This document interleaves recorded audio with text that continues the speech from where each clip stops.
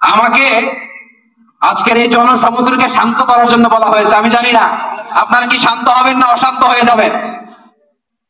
প্রিয় সুধী, মার্চ করতে যে লাথি গোতা খেলা উষ্টা সব আমরা খেয়েছি, তারপরেও আজকের এই সোহরাওয়ার্দী উদ্যানের এই গণ জামায়াতে এই জনতার মহাসমুদ্রে উপস্থিত হয়ে আমরা বুঝতে পেরেছি আজকের এই মহাসমুদ্র জনসমুদ্র ফিলিস্তিনের প্রতি, আল আকসার প্রতি বাংলাদেশের জনগণের ভালোবাসার বহিঃপ্রকাশ। ভৌগোলিকভাবে আমরা ফিলিস্তিন থেকে অনেক দূরে হতে পারি, কিন্তু আজকের এই জনসমুদ্র প্রমাণ করে আমাদের এক একজনের হৃদয়ে বুকের ভেতরে বাস করে এক একটা ফিলিস্তিন।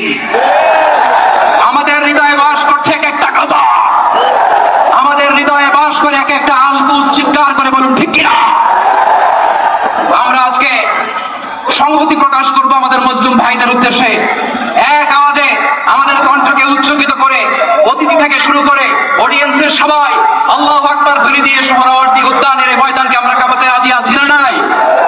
নারে তাকবীর, নারে তাকবীর।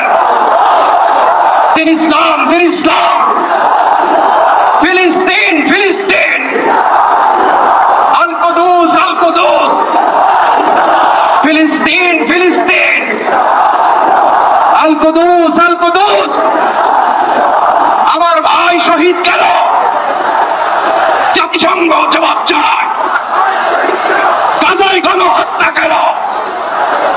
জাতিসংঘ জবাব চায়।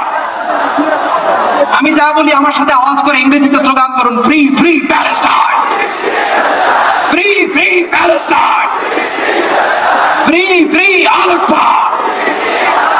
1 2 3 4, genocide no more, from the river to the sea, Palestine will be free.